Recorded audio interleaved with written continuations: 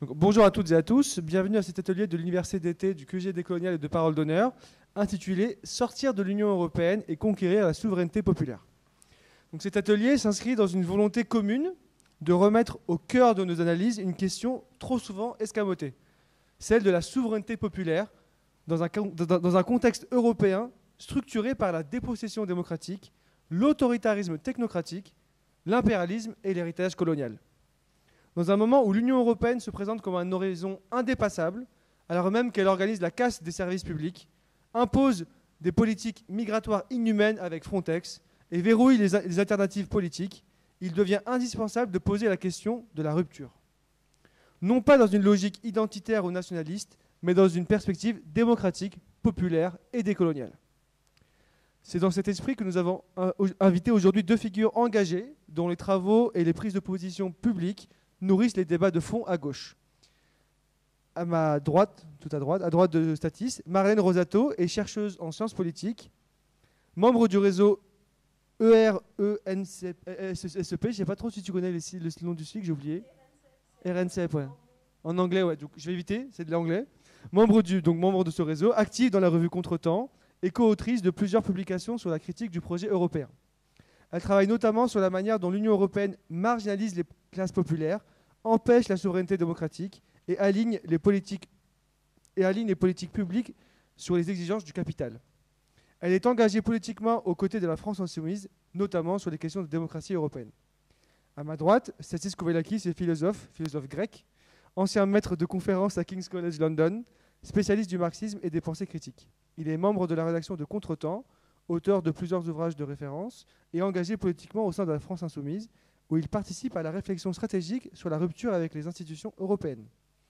Il a également été très actif politiquement en Grèce, son pays d'origine, en particulier aux côtés de Syriza en 2015, puis d'Unité populaire après la trahison du non référendaire par Tsipras. Enfin, il fait partie du collectif Faire Bloc, Faire Peuple, et Marlène aussi, ce collectif étant intimement lié à ces questions de l'Europe. Donc, on va avoir un temps donc les interventions vont durer 25-30 minutes. On va commencer donc par Stathis Kovelakis. On passera ensuite à Marlène. L'intervention de Stathis s'intitule « Pas de rupture de gauche sans rupture avec l'Union européenne. Pourquoi ?» À toi, Stathis. Bon, merci beaucoup. Bonjour, amis et camarades. Merci d'être présents. Bon, pour vous dire la vérité, je ne m'attendais pas, même si cette salle n'est pas très grande, je ne m'attendais pas à ce qu'il y ait du monde parce qu'en règle générale, quand il y a Europe dans le titre d'un débat, ça fait fuir tout le monde. D'ailleurs, les gens des médias le savent, à part des moments très précis et assez exceptionnels en réalité. Dès qu'il y a Europe dans quelque chose, ça fait immédiatement baisser le nombre de visites. Avant, on disait les tirages des journaux, etc. Donc, c'est un sujet qui fait fuir et j'espère par les explications que je vais donner qu'on pourra peut-être comprendre un peu mieux pourquoi on en est là. Et la deuxième chose, c'est que Azadi vient de le dire, pour moi, la question de l'Union européenne est une question, si j'ose dire, intime. Hein, c'est-à-dire, mais au sens propre du terme. Hein, c'est-à-dire, j'ai passé quelques années de ma vie à avoir absolument tous les jours ces sortes de monstres qui étaient en face de moi. Donc, même si mes références seront relativement limitées, si vous voulez, à cette expérience, on pourra y revenir, si vous le désirez, au cours de la discussion. Mais c'est un sujet qui me tient à cœur personnellement. Mais je pense, et c'est surtout ça qui compte, qu'il doit être effectivement, comme Azadi l'a dit dans son introduction, au cœur de nos préoccupations. Parce que, pour aller très vite, il est impossible de penser une quelconque forme de rupture politique dans un sens favorable aux classes populaires, dans un sens favorable aux populations racisées, dans un sens favorable à un ordre plus juste au niveau mondial et international, sans s'affronter avec l'Union européenne et sans assumer pleinement la confrontation et donc la rupture avec elle. Je vais vous donner 2 ou 3 raisons, ça dépend comment on me les compte, pour lesquelles cette rupture avec l'Union européenne, de notre point de vue, est quelque chose d'indispensable et doit être pleinement intégré dans notre réflexion stratégique.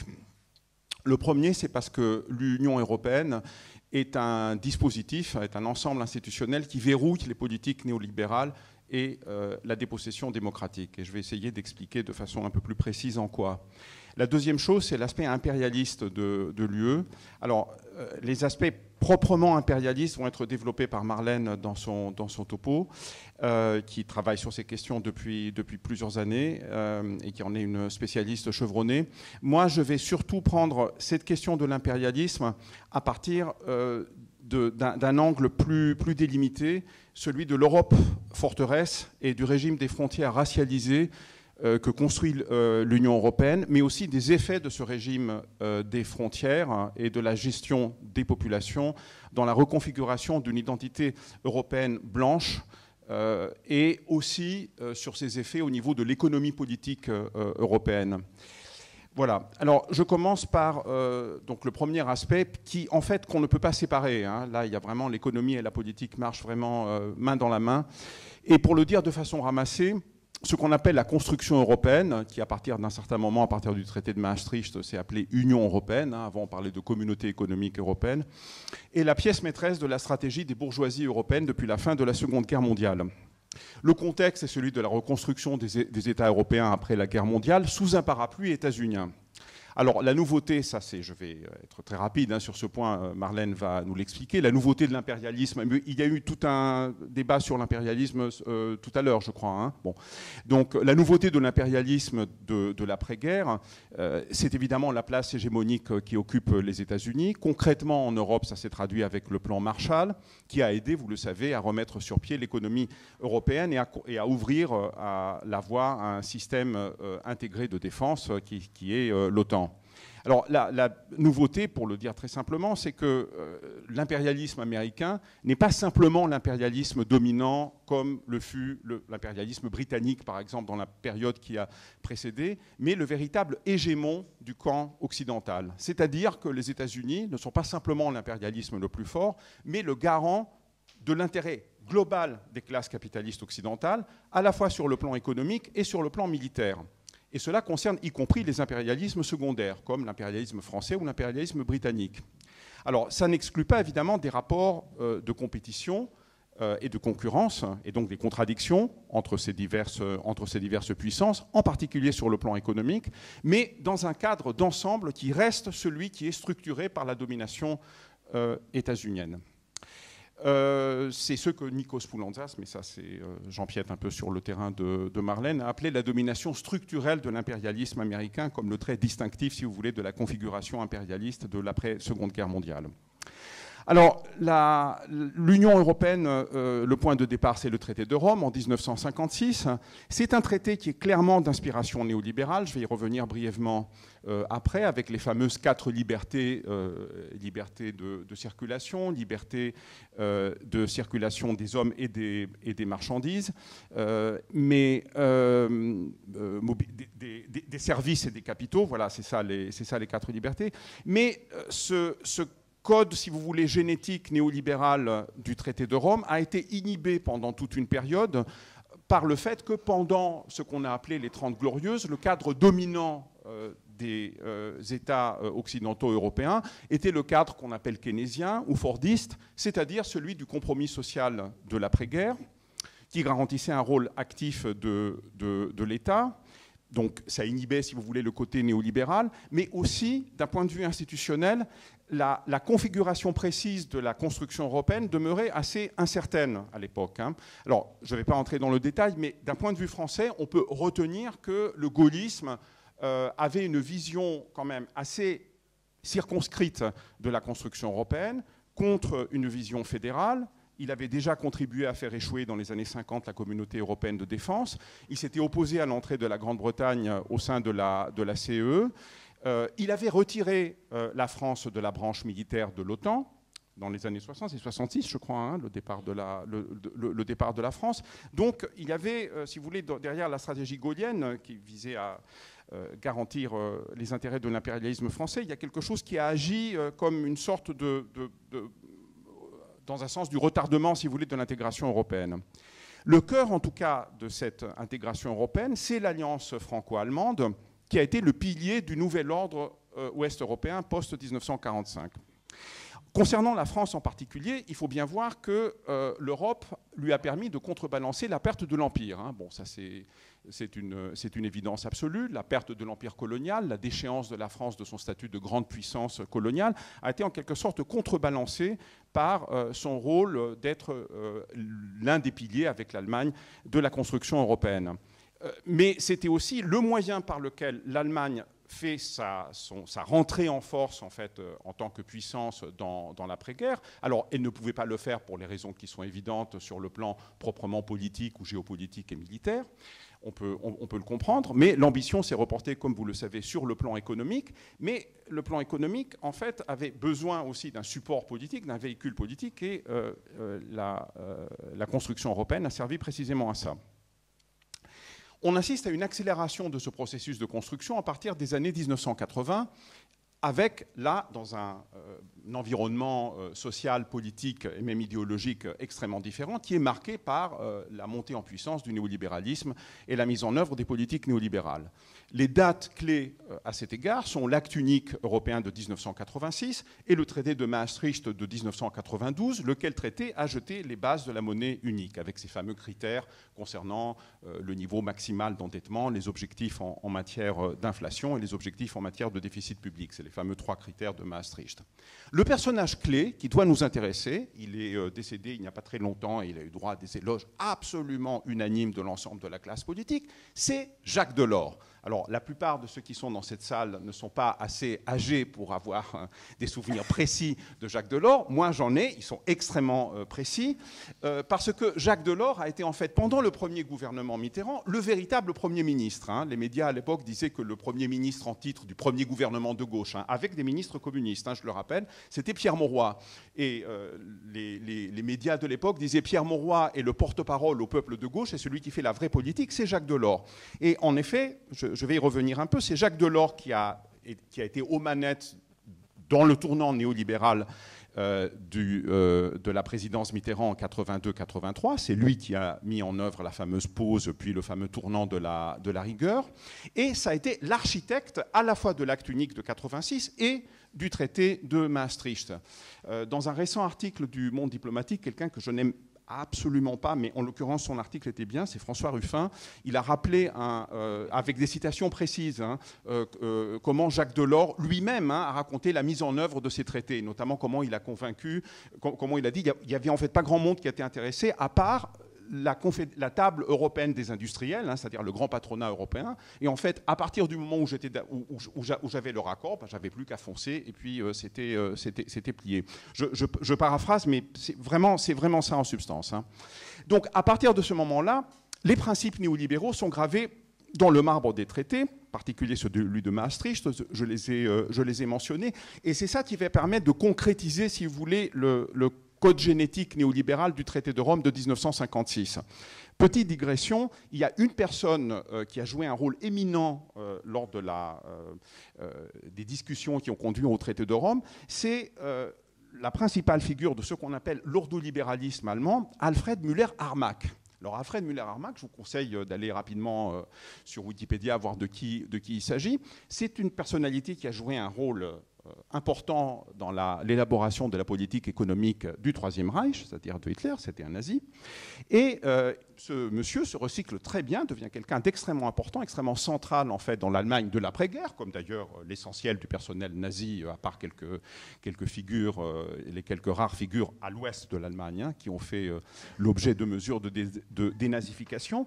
Et c'est notamment l'inventeur du fameux concept dont vous avez peut-être entendu parler, l'économie sociale de marché, et qui est souvent comprise complètement de travers, parce que le mot social veut dire, la plupart des gens pensent que, ah oui, mais c'est des gens qui proposent un modèle social-démocrate, équilibré, c'est du marché, mais enfin c'est quand même équilibré par du social. Pas du tout, ça n'a rien à voir avec l'ordolibéralisme et Müller-Armack. Müller-Armack, il avait une vue très précise, c'est quelqu'un qui était assez proche de Hayek, hein, il a fait Friedrich Hayek, hein, le grand théoricien du néolibéralisme, la figure intellectuelle vraiment centrale. Il a fait partie de la Société du Mont Pèlerin comme lui. Mais, contrairement à Hayek, lui, il accordait un rôle plus actif à l'État. C'est-à-dire, pour lui, le marché n'est pas une réalité naturelle, n'est pas une réalité spontanée. L'État doit construire, en fait, les conditions pour que le marché fonctionne librement et sans entrave. Hein. Donc il faut une intervention étatique pour que le marché, et notamment la règle de la concurrence, fonctionne à plein et empêche la constitution des monopoles. L'ordolibéralisme allemand, si vous voulez, est une réflexion sur les causes de l'effondrement de la République de Weimar, hein, qui était attribué au poids trop important des cartels et des concentrations industrielles et financières qui existaient dans l'Allemagne des années 20 et 30. Hein. Donc pour éviter la répétition, et un ancien nazi, je pense qu'il n'avait pas sur le fond énormément changé comme Alfred Müller-Armack, c'était les leçons qu'il avait tirées. Alors, même si en 2005, avec les noms français et néerlandais au traité constitutionnel européen, ces traités n'ont pas formellement valeur de constitution, en réalité, ils fonctionnent comme une constitution de fait. Hein. C'est-à-dire, c'est des accords interétatiques, si vous voulez, mais c'est des accords interétatiques qui fixent un cadre que les États eux-mêmes auquel les États eux-mêmes ont accepté de se soumettre et qui est considéré comme intangible. Les États se trouvent dépossédés, en fait, avec leur accord, hein, de parties essentielles de leur souveraineté, c'est-à-dire de leur capacité à décider des politiques qu'ils en mettent en œuvre. Et si ils en sont dépossédés, c'est pour les confier à des institutions qui échappent à toute forme de contrôle démocratique, y compris sous la forme très limitée de la démocratie parlementaire bourgeoise que nous connaissons, ou en tout cas que nous avons connue, et peut-être que nous ne connaîtrons plus si on ne fait pas quelque chose, jusqu'à une époque pas si lointaine. Ainsi, la politique monétaire, du fait de l'euro, est confiée à une banque centrale prétendument indépendante, basée à Francfort, comme par hasard, et qui veille sur le respect du cadre global des traités, condition pour obtenir la bienveillance des marchés financiers. Parce qu'entre-temps, on ne permet plus aux États de financer par eux-mêmes, par des moyens endogènes, leur propre endettement. Hein. La France n'avait pas besoin de ça auparavant. Hein. Dans les années 70, il y avait ce qu'on appelait le circuit du Trésor, qui permettait à l'État d'émettre des bons et à obliger des institutions bancaires nationales et pour l'essentiel des institutions publiques à acheter justement les bons du Trésor. Donc on n'était pas dépendant des marchés financiers. C'est sous Giscard, d'ailleurs, c'est la fin du giscardisme, lorsque, avec Barre, le tournant néolibéral est amorcé, que le circuit du Trésor cesse de fonctionner. Donc plus de politique monétaire indépendante et l'éventualité terrifiante de voir l'approvisionnement en liquidité et la viabilité du système bancaire d'un pays suspendu lorsque les autorités non élues de Francfort le décident. Vous le savez peut-être, c'est exactement ce qui s'est passé avec la Grèce pendant l'été 2015. Pendant l'été 2015, quand Tsipras a décidé de soumettre à un référendum le paquet austéritaire de choc, le troisième en série, que lui proposait l'Union européenne. J'étais en Grèce à ce moment-là, donc il y avait des queues devant les distributeurs automatiques. On avait le droit de retirer jusqu'à 20 €. Et il y avait encore, au moment où le référendum a été annoncé, pour 10 jours de liquidité dans le pays. Hein. Donc c'était un véritable blocus financier. Donc il n'est pas exagéré de dire que de toutes les institutions de l'Union européenne, la Banque centrale européenne est celle qui se rapproche le plus d'un pouvoir souverain supranational, tout en traduisant les inégalités abyssales entre les États qui y participent. Je vais revenir par la suite sur ce point. C'est la raison pour laquelle la question de la monnaie et de l'euro a été et reste la question politique par excellence de l'Union européenne et par extension de tout projet qui entend porter une rupture avec celle-ci et ce qu'elle incarne et met en œuvre. Le transfert de la politique monétaire à la Banque centrale européenne s'est accompagné de la mise en place d'un carcan de contraintes de plus en plus forte sur ce qu'on appelle la politique macroéconomique, c'est-à-dire en premier lieu la politique budgétaire. Alors le cadre a été fixé par les fameux critères de convergence de Maastricht qui limitent drastiquement la possibilité des États à recourir au déficit budgétaire et à l'endettement. Bon, ce qui se passe à l'heure actuelle en France avec toute cette panique qui est créée autour de la dette est immédiatement corrélé à ça. Hein. Les traités empêchent également les États d'autofinancer leur dette publique, j'y ai fait référence, et ce carcan s'est considérablement renforcé depuis la crise de 2010. Et en effet, pour ceux qui sont assez âgés pour avoir des souvenirs de cette époque, on disait la Grèce, ce qui était appliqué à la Grèce était le laboratoire européen. Effectivement, c'est exactement ce qui s'est passé. L'essentiel des mesures austéritaires et de ces dispositifs sont entrés après dans le droit commun, d'une certaine façon, des traités. C'est la manière habituelle de procéder. Comme la législation antiterroriste d'exception de 2015 est passée dans le droit commun sous Macron, eh bien, l'état d'exception économique avec la thérapie de choc qui a été imposée à la Grèce et dans les autres autres pays périphériques européens en 2010 et depuis devenu le soubassement d'un renforcement du corset et du carcan néolibéral et autoritaire. Alors, dans la novlangue de l'Union européenne, ces mesures s'appellent le six-pack, le two-pack et le semestre européen. Désolé, mais c'est la novlangue, hein, de rigueur. Le monstre bruxellois produit, comme tous les monstres de ce type, sa propre langue, hein, sa propre novlangue. Donc, leurs objectifs sont de renforcer la surveillance au sein de la zone euro des politiques budgétaires, donc par Bruxelles, notamment en renforçant l'automaticité des sanctions et de systématiser la mise en place de plans d'ajustement pour les pays qui font face à des difficultés financières et de surveiller après la mise en œuvre de ces programmes jusqu'au remboursement de 75% de la dette. Pour vous donner une idée de ce que ça veut dire concrètement, la Grèce est en réalité sous un régime permanent de surveillance renforcée jusqu'en 2060, grâce à l'accord de soi-disant désengagement de la dette de la Grèce du dispositif d'exception que M. Alexis Tsipras a signé en 2018 quand il était Premier ministre. Alors, en plus de ces 2 milliers, et c'est évidemment le moyen par lequel tout se joue en réalité à l'heure actuelle. Hein. Depuis les élections législatives en France de l'an dernier, on sait que le gouvernement qui allait, la continuité du pouvoir macronien, se joue par le fait que ce gouvernement devra faire le sale boulot de passer une thérapie de choc austéritaire d'une étendue qui commence à être comparable à ce que la Grèce et les autres pays périphériques ont connu dans les années 2010-2015.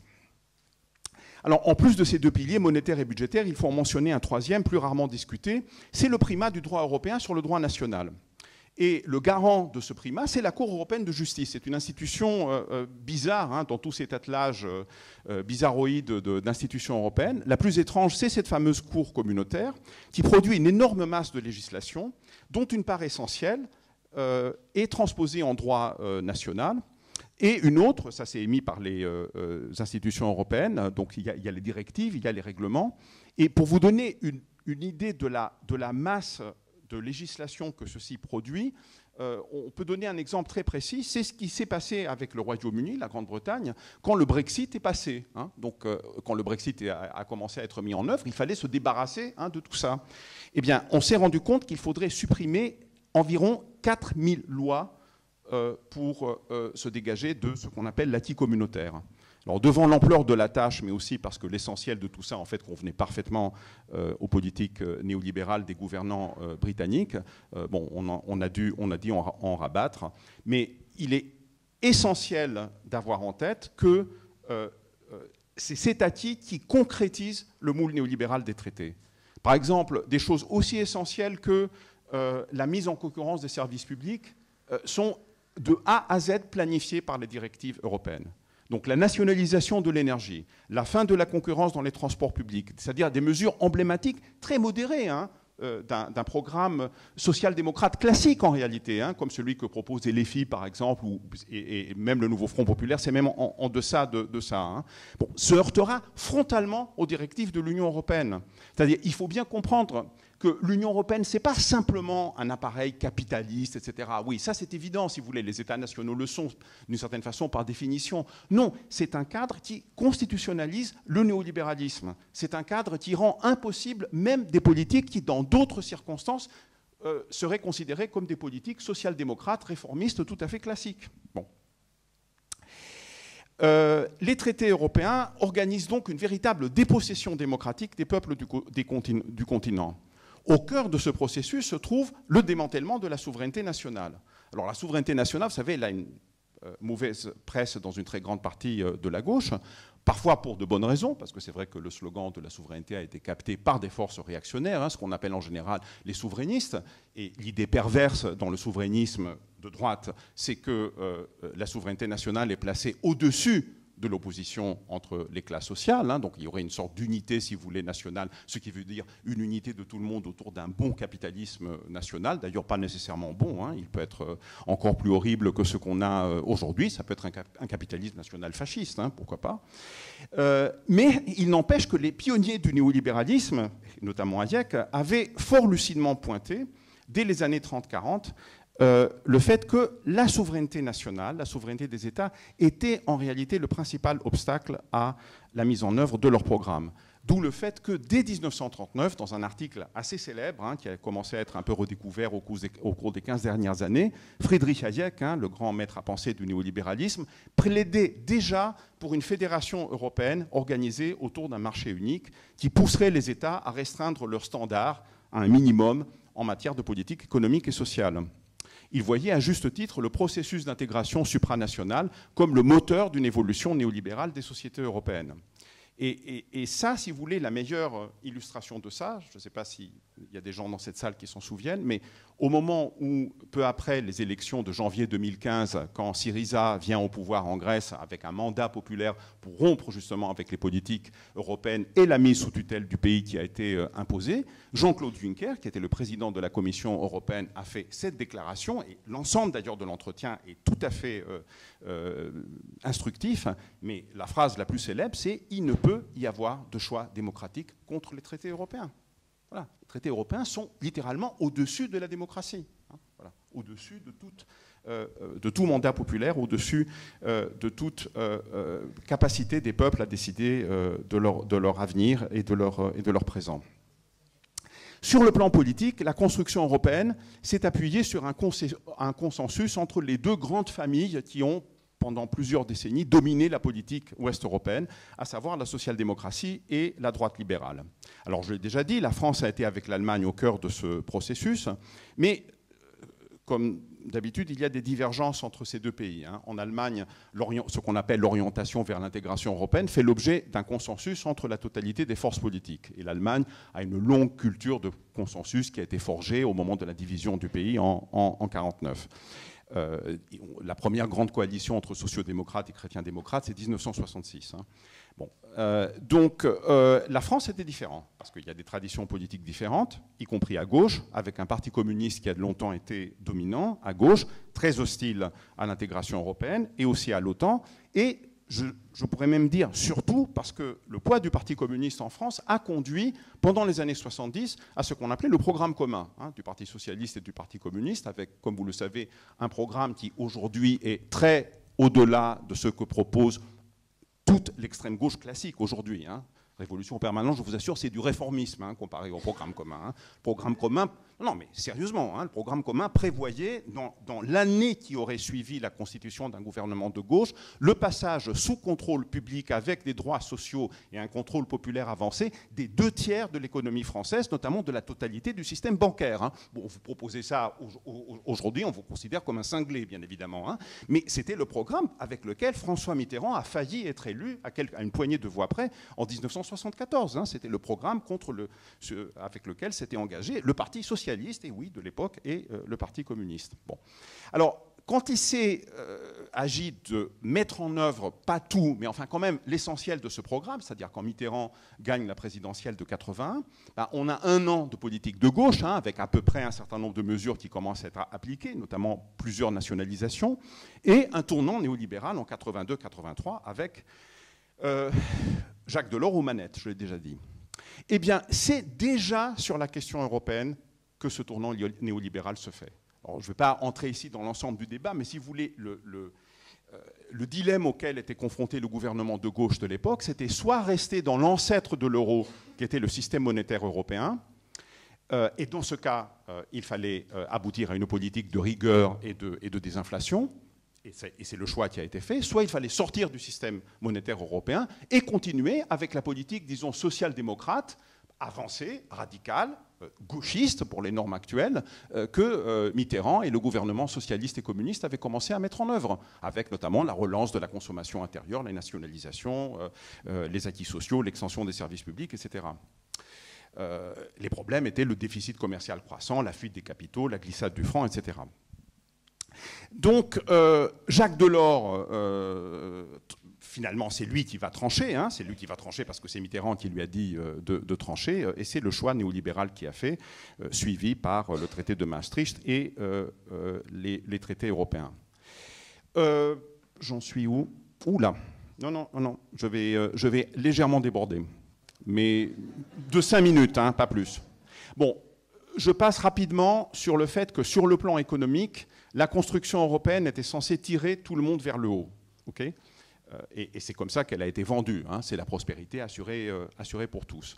En réalité, ce à quoi nous avons assisté, en particulier à partir des années 2000 et de façon beaucoup plus accélérée à partir de la crise de 2008-2010, c'est une polarisation croissante des économies au sein même de l'Europe. Alors, polarisation entre un centre capitaliste, avec l'Allemagne renforcée et la France en Italie en position déclinante, avec une double, voire triple périphérie.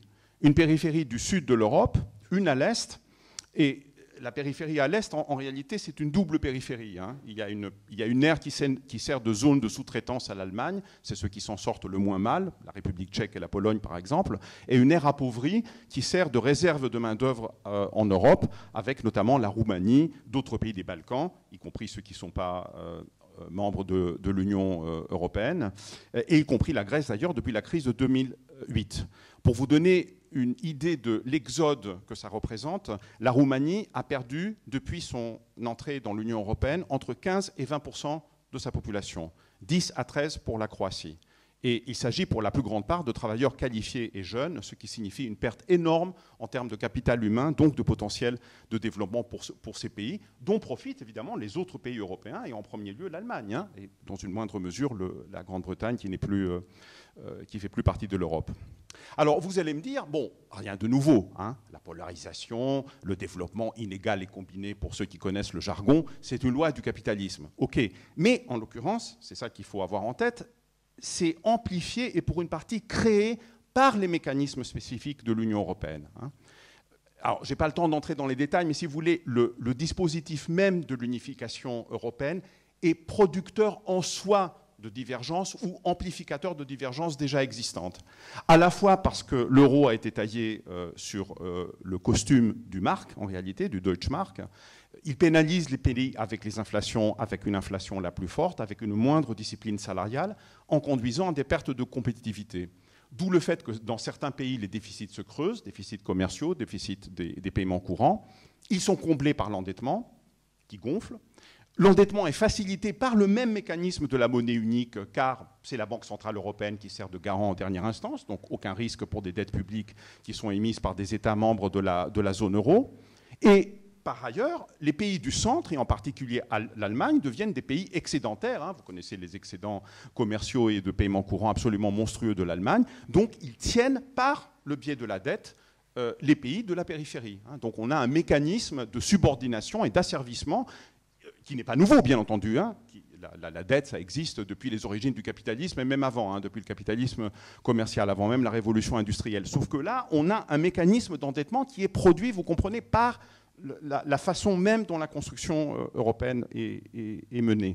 Et ce n'est pas simplement l'endettement, hein, c'est en fait l'ensemble du modèle économique de ces pays qui devient un modèle extraverti, car la perte de compétitivité sur les produits standards, si vous voulez, sur les marchés internationaux, conduit à se reporter vers les secteurs qui sont le plus protégés de la concurrence.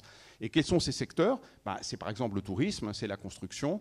Donc c'est tout un ensemble d'activités, si vous voulez, économiques de ce type qui conduisent à un modèle économique qui, à terme, enferme les pays justement dans une position périphérique. Bon, je résume ces développements. L'Union européenne a joué le rôle de radicalisation des politiques néolibérales, de dérégulation, de privatisation, en détruisant le seul cadre possible pour l'exercice de la souveraineté populaire et démocratique, c'est-à-dire le cadre national. Je passe entièrement sur ce que j'avais prévu à dire sur le rejet par les classes populaires. Ouais, je peux. Je peux, mais c'est important parce que ça concerne, si vous voulez, le deuxième aspect, qui est le fait que l'Union européenne n'a pas été simplement vendue comme un progrès en termes économiques, comme un synonyme de modernité.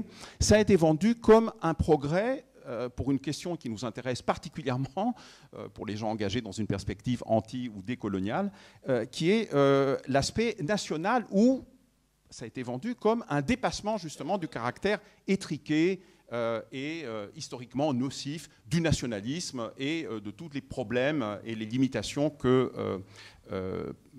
l'État-nation a engendré tout au cours de son histoire, de ses aspects oppressifs, agressifs, expansionnistes, hein.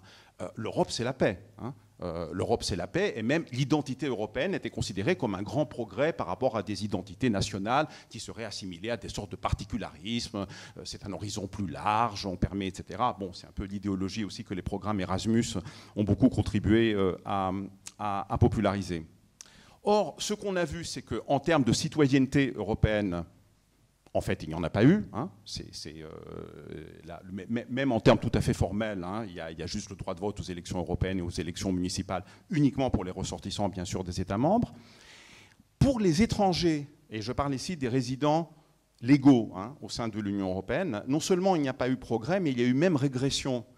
Je n'ai pas le temps de développer, on pourra y revenir si vous voulez pendant la discussion, mais les libertés dont jouissent les résidents légaux, étrangers légaux, donc non Union européenne, hein, en dehors de l'Union européenne, dans les États-nations, n'ont pas été transposées automatiquement au niveau de l'Union européenne, en particulier en ce qui concerne les conditions de mobilité et d'installation. Et au contraire, ce à quoi on a eu droit, c'est une ribambelle de statuts différenciés et hiérarchisés avec une segmentation et une catégorisation entre diverses catégories d'étrangers qui vont évidemment du plus au moins déshérités et privilégiés. Mais l'aspect, et Azadi y a fait référence dans son introduction, qui doit retenir notre attention, c'est évidemment ce qui se joue au niveau du régime des frontières. Hein. Alors, l'aspect le plus frappant et le plus macabre, bien sûr, du régime des frontières, c'est les dizaines de milliers de gens qui perdent leur vie en essayant d'atteindre l'Europe. Hein. Bon. Alors, les estimations sont de l'ordre de plusieurs dizaines de milliers, hein, entre 30 et 40 000, et les ONG qui fournissent ces évaluations disent qu'il faut en réalité multiplier par 2 ou 3 pour avoir le nombre réel de morts. Hein. Donc, on parle d'une véritable hécatombe en Méditerranée. Alors, on a l'impression, surtout les plus jeunes, qu'ils n'ont toujours été ainsi. Pas du tout. C'est le produit d'un dispositif très précis qui a été intégré dans la construction européenne, qui sont les accords de Schengen. Il n'y avait pas, avant les accords de Schengen, il n'y avait pas de morts de la part des migrants qui essayaient d'atteindre l'Europe. Vous pouvez regarder les chiffres, c'est totalement anecdotique ou marginal. C'est l'instauration du système Schengen, c'est-à-dire de visas obligatoires et le durcissement du contrôle extérieur aux frontières externes de l'Union européenne qui ont créé ce dispositif létal qui conduit au fait que des dizaines de milliers de gens perdent leur vie. Et ils ne perdent pas simplement leur vie, c'est des morts anonymes. C'est des morts anonymes. Et vous pouvez faire la comparaison entre, pendant l'époque de la guerre froide, il y a entre 150 et 200 personnes qui ont perdu la vie en essayant de traverser la frontière entre la République démocratique allemande et l'Allemagne de l'Ouest. Si vous visitez le musée du mur à Berlin, vous verrez que pour la plupart de ces victimes, il y a des photos, il y a des noms, etc. Là, on a des dizaines de milliers de morts qui sont anonymes. Les cimetières de Lampedusa, c'est des étendues à perte de vue de croix. Et il y a des ONG qui sont spécialisées, qui mènent un travail, je ne sais pas comment ils font d'un point de vue humain, pour essayer d'identifier les cadavres ou les restes qu'on retrouve, entrer en contact avec les familles pour lever au moins l'anonymat qui pèse sur ces morts. L'anonymat des morts, ça veut dire un truc très simple. Ça veut dire que c'est une politique de déshumanisation qui est mise en cause. Et cette politique de déshumanisation ne vise pas n'importe quel migrant, bien entendu. Elle vise les migrants qui viennent du Sud.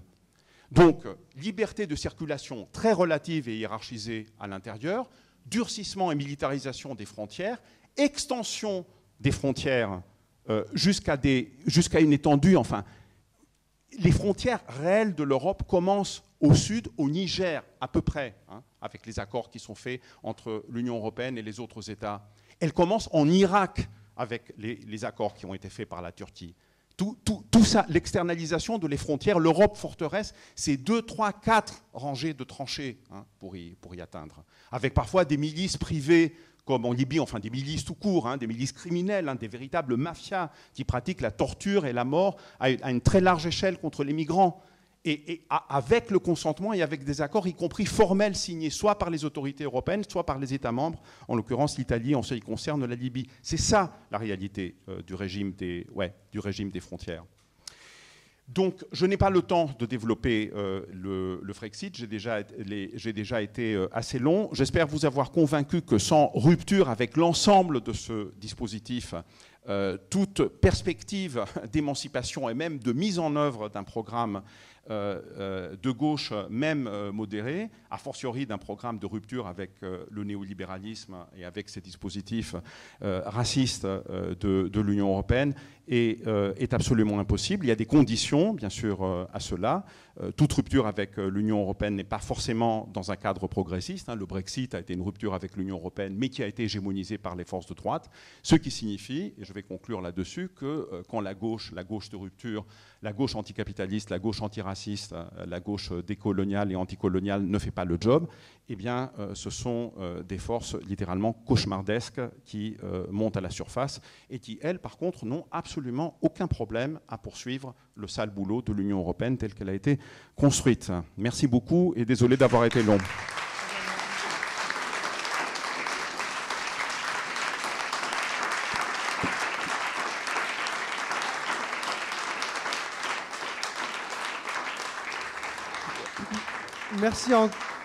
Merci encore à Statis. On va passer à l'intervention de Marlène qui va vous projeter des informations, j'imagine, enfin des slides pour étoffer son intervention qui s'intitule, je le rappelle, États-Unis d'Europe. Pourquoi les classes populaires ne veulent pas en être?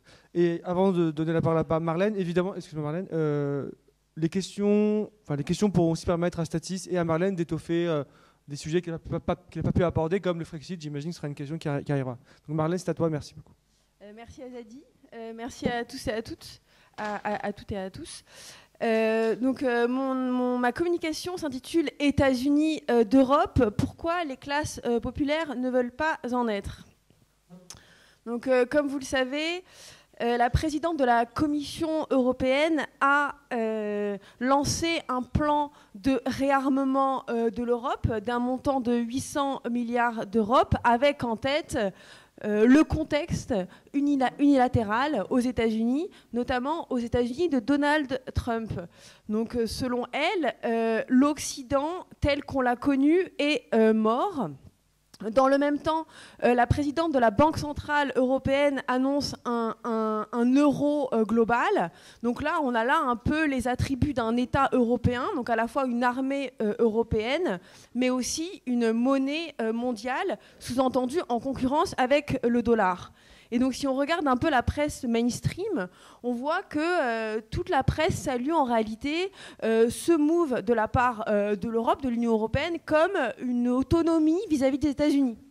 Donc, par exemple, l'Express, la clé de l'autonomie militaire de l'Europe, un tournant historique pour le point, c'est le réveil de l'Europe, etc., etc.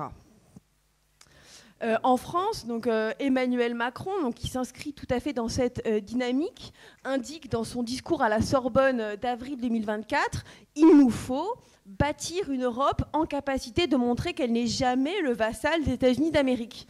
Donc là, on retrouve un peu cette critique des États-Unis qu'on pourrait voir aussi dans le discours d'Ursula von der Leyen, donc la présidente de la Commission européenne. Et donc ça se traduit en France par une hausse massive du budget de la défense. Donc on passe à 2 à 3, voire 3,5% du PIB. Et plus généralement par une austérité prévue par le gouvernement de Bayrou pour le budget 2026. Donc la question que je vais poser aujourd'hui, c'est quelle marge de manœuvre a l'Union européenne par rapport aux États-Unis ? Et ensuite, quelles conséquences cela a sur le paysage politique français? Je vais montrer ça en 2 points. Donc, le premier, ça va être que l'Union européenne reflète en grande majorité les intérêts d'une bourgeoisie transatlantique. Et dans un deuxième point, on va voir que dans le paysage politique contemporain en France, c'est le Rassemblement national qui tend à l'incarner de plus en plus. Donc tout d'abord, on va donc essayer de montrer comment l'Union européenne reflète cette bourgeoisie transatlantique. Mais avant cela, on va essayer de comprendre d'un point de vue du capital d'où vient cette idée d'autonomie de l'Europe par rapport aux États-Unis. Et tout d'abord, on peut voir dans cette chronologie, donc un peu comme l'a dit Statis, donc les différentes étapes. Et on voit que contrairement au discours mainstream, l'Union européenne s'est construite dans la guerre. Donc elle s'est d'abord construite dans la guerre froide, sous la protection de l'OTAN. Et donc là, c'est la création donc, de la CECA, donc la Communauté européenne du charbon et de l'acier. Ensuite, dans un deuxième temps, elle s'est construite dans le cadre de la défaite des empires coloniaux européens. Et cela a entraîné un recentrage de l'économie européenne vers l'économie américaine. Et donc là, c'est différents traités, donc, comme l'a mentionné Statis, donc la CE, donc une communauté économique européenne, puis surtout l'acte unique européen qui consacre la liberté des capitaux, des marchandises, des services, etc. etc. Donc, dans ces deux premières phases, il n'y a pas de discours en critique des États-Unis, donc dont on est dans une période de guerre froide. Et quand je dis discours critique, donc là c'est vraiment important, c'est un discours critique qui vient des élites, donc Macron, etc. etc. À quel moment on voit l'émergence d'un discours critique des États-Unis de la part des élites dominantes? C'est au moment des guerres dites unilatérales, et notamment à partir de la guerre au Kosovo, donc après la fin de la guerre froide. Donc là, dans ce tableau, en fait, j'ai fait un peu une comparaison entre donc, la guerre en Irak de 91 et la guerre en Irak de 2003. Donc, la guerre en Irak de 91, c'est une guerre dite hégémonique dans laquelle les États européens vont tout à fait soutenir les États-Unis, alors que dans la guerre en Irak, c'est un moment unilatéral où les États européens ne vont pas soutenir. Et donc, par exemple, on voit que les Européens donc, votent les résolutions du Conseil de sécurité en 91. Ils participent massivement avec la France. Il y a quelques intérêts européens qui sont touchés. Néanmoins, les Européens obtiennent tout de suite une compensation. Donc, c'est la résolution pétrole contre nourriture. Et dans ce cadre-là, donc toujours de guerre hégémonique, donc de guerre transatlantique, les États-Unis donc, respectent le mandat de l'ONU contre, à l'époque, la tendance néoconservatrice qui aurait aimé que les troupes états-uniennes aillent jusqu'à Bagdad et occupent l'Irak. Et dans ce cadre-là, les États-Unis disent oui à l'identité de défense pour l'Europe dans le cadre du traité de Maastricht. En 2003, tout comme dans le contexte contemporain de la rivalité avec la Chine, on a de la part des États-Unis un comportement unilatéral, c'est-à-dire qui va mettre en avant ses intérêts par rapport aux intérêts européens. Donc là, c'est l'exemple très très connu en fait de l'opposition de la France et de l'Allemagne à l'invasion de la guerre, à l'invasion des États-Unis par les États-Unis de l'Irak, donc qui a lieu sans mandat du Conseil de sécurité. Donc là, c'est un premier indice de cette guerre unilatérale. Ensuite, si on regarde d'un point de vue du capital, la France, en fait, est effectivement la première économie qui perd dans cette guerre. Donc, par exemple, Total perd l'exploitation du champ pétrolier de Majnoun. Alcatel perd 80 millions de dollars. Peugeot perd les contrats, etc., etc.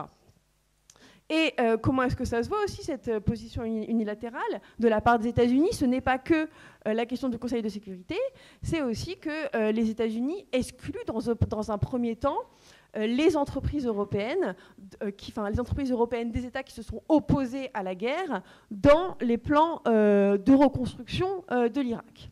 Et ils prennent des mesures de représailles à l'OMC contre l'Europe. Donc là, par rapport à 91, on a vraiment les États-Unis qui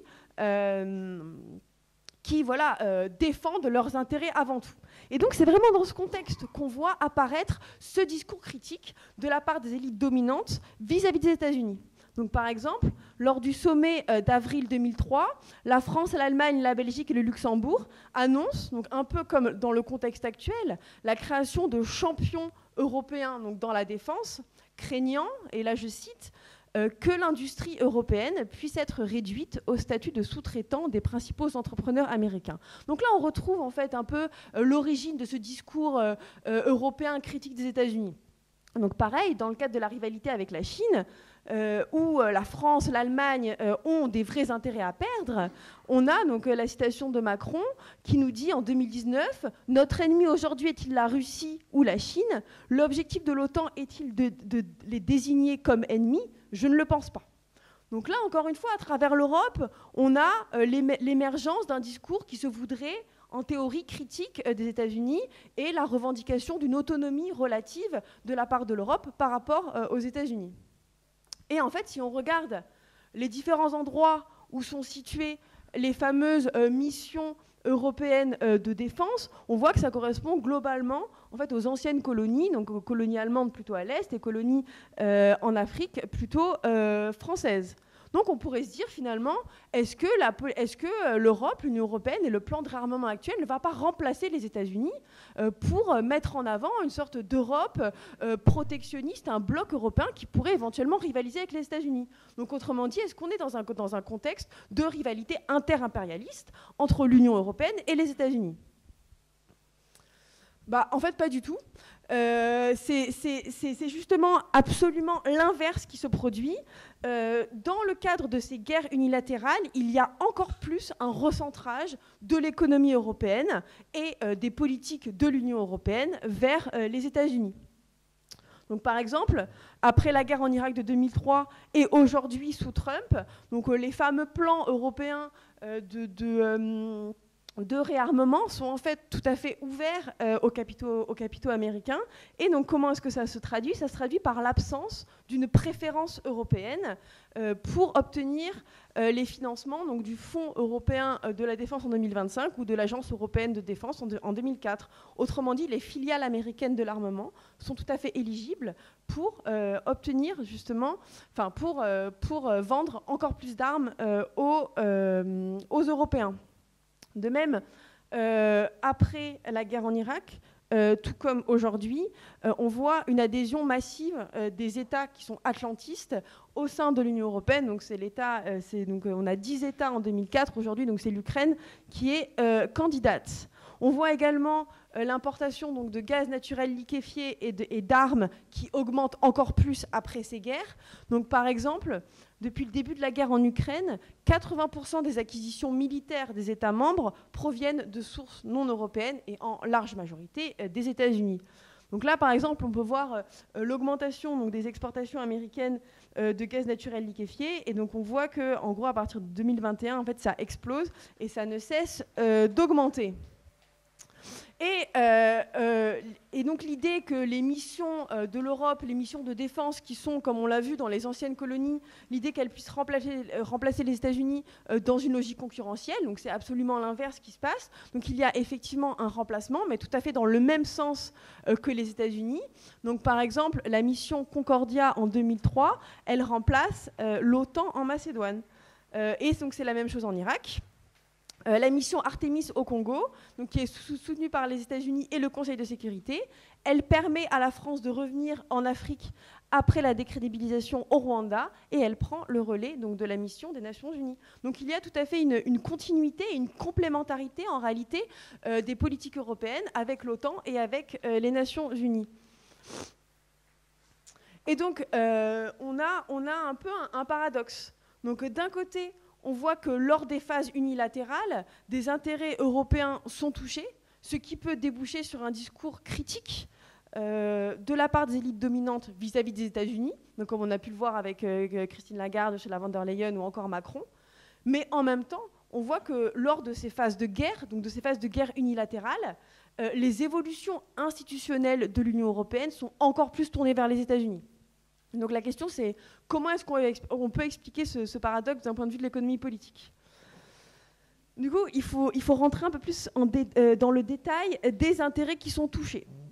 Donc on voit qu'en Irak, effectivement, comme on l'a dit, donc, les entreprises européennes perdent de nombreux contrats, et les États-Unis sont évidemment la première puissance qui va gagner les contrats de reconstruction en Irak. Donc voilà, donc les entreprises américaines gagnent 150 contrats de reconstruction à environ 50 milliards de dollars, donc c'est massif. Néanmoins, on voit que les États-Unis ne gagnent pas seuls. Et donc, d'une certaine manière, ils permettent aux Européens et aux entreprises européennes de gagner aussi des parts du gâteau.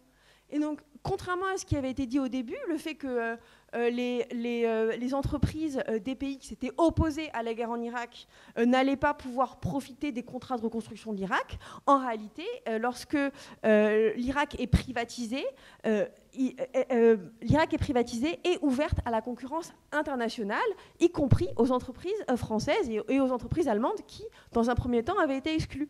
Donc on voit évidemment donc, les numéros 2 qui gagnent les contrats, donc c'est British Petroleum, Royal Dutch Shell, etc. Et dans une position subordonnée, on voit quand même le retour de Total, le retour d'Alstom, le retour de Lafarge, etc. Et comment ça se traduit? Donc, malgré ce qui a été dit, donc l'opposition de la France en Irak vis-à-vis de l'Irak en 2003 et donc la position de Villepin et de Chirac qui ont été présentées comme héroïques, en réalité, juste quelques mois après s'être opposés à la guerre en Irak, ils votent la résolution 1483 du 22 mai 2003 qui reconnaît les États-Unis et le Royaume-Uni comme des puissances occupantes et ils demandent la création du fonds de développement pour l'Irak et donc ce qui va permettre à leurs entreprises de toucher les contrats. De même, la France, qui s'était opposée à la guerre en Irak, participe à la mission des Nations Unies qui vise à reconstruire la police et l'armée en Irak. Et l'Union européenne envoie aussi 2 missions, donc dites civiles, en Irak juste après ça. Donc on a vraiment une continuité, une intégration en fait, profonde de la politique européenne, qu'elle soit à l'échelle nationale de la France et à l'échelle européenne dans la politique étrangère américaine. Et en Ukraine, donc qui n'est pas du tout une guerre unilatérale, qui est une guerre en fait, dans laquelle les intérêts sont totalement alignés, même si effectivement l'Allemagne est le pays le plus touché par cette guerre, et notamment par les sanctions, il se passe un peu la même chose. On a souvent entendu parler du fameux fonds américain négocié avec le gouvernement de Zelensky, le fonds d'investissement pour exploiter les ressources. On a présenté ce geste dans la presse comme justement un geste unilatéral qui profiterait seulement aux États-Unis. En fait, c'est pas du tout le cas. C'est le premier pas en fait pour que les fonds d'investissement français, allemands et à l'échelle européenne puissent également, avec Trump, avec les fonds d'investissement américains, profiter allègrement des ressources en Ukraine. Et donc là, c'est le fonds Ukraine Investment Framework qui est en train d'être négocié en ce moment et qui va permettre à des filiales de la BPI comme Proparco, des banques d'investissement comme Amundi, Natixis, etc., de profiter allègrement des ressources ukrainiennes. Et on a donc un discours de la part de l'Europe, voilà, comme on l'a montré un peu avant, qui est tout à fait pro-américain. Et donc là, par exemple, nous nous félicitons de l'accord conclu hier, donc sous-entendu entre Trump et l'Ukraine, et du fait qu'ils tiennent compte du processus d'adhésion de l'Ukraine à l'Union européenne. Et donc, autrement dit, d'un point de vue de la théorie impérialiste et de comment est-ce que sont reconfigurés les intérêts transatlantiques lors de ces guerres dites unilatérales de la part des États-Unis, ce qui se passe, c'est que donc, lors des guerres unilatérales, l'objectif des États-Unis, c'est de récupérer la première place. Néanmoins, les États-Unis accordent une position subordonnée aux capitaux européens, de sorte qu'il y a une sorte d'accumulation, on pourrait dire, collective, transatlantique, mais hiérarchisée. Et on peut se demander finalement pourquoi est-ce que les États-Unis vont donner une place secondaire aux intérêts européens? Est-ce qu'ils sont altruistes? Pourquoi ils veulent partager le gâteau? Et si on regarde un peu plus dans le détail, on voit que les intérêts européens qui gagnent les contrats ne sont pas des intérêts purement européens. On voit que ces intérêts, ces entreprises, par exemple Total, mais d'autres, sont en réalité des entreprises qui sont financiarisées et qui sont quand même largement intégrées à des fonds d'investissement américains. Et donc c'est le cas de la table ronde des industriels européens que Stathis a mentionné tout à l'heure. Donc ça regroupe en gros tous les principales entreprises dites industrielles européennes. Et donc on voit que par exemple 25% des investisseurs institutionnels, donc les fonds de pension, etc., 25% donc, proviennent des États-Unis, même si en réalité c'est une moyenne et qu'il y a des différences énormes entre les différentes entreprises, et on va y revenir. Et une autre façon de mesurer la forte intégration des économies à l'échelle transatlantique, c'est donc les investissements directs à l'étranger, qui est donc un indicateur qui avait été déjà relevé en son temps par Nikos Poulantzas, donc un marxiste grec, qui, à partir de cet indicateur, avait décelé l'existence d'une bourgeoisie intérieure, c'est-à-dire d'une bourgeoisie qui œuvre pour les États-Unis, mais qui a également une base d'accumulation propre en Europe. Et donc ça se mesure à travers donc, les investissements directs à l'étranger. Et on voit qu'entre 1980 et 2021, voire aujourd'hui, la part d'investissement direct à l'étranger donc, passe d'une base déjà très solide de 40% à 60%, donc c'est massif. Donc quand on dit investissement direct à l'étranger, on parle en gros des filiales américaines qui sont présentes en Europe. Et donc, comment comprendre donc, cette logique d'accumulation transatlantique, et qu'est-ce qui se passe en fait quand il y a des guerres unilatérales? Donc, quand les Américains agissent de façon unilatérale, donc par exemple sans le Conseil de sécurité dans le cadre de l'intervention en Irak, en menaçant de se désengager de l'OTAN, comme c'est le cas sous Trump, et en rapatriant les capitaux, donc c'était l'exemple de l'IRA, donc le Inflation Reduction Act, donc qui vise en fait pour les États-Unis à rapatrier les capitaux. En fait, quand les États-Unis agissent comme ça, ils affaiblissent cette accumulation transatlantique collective.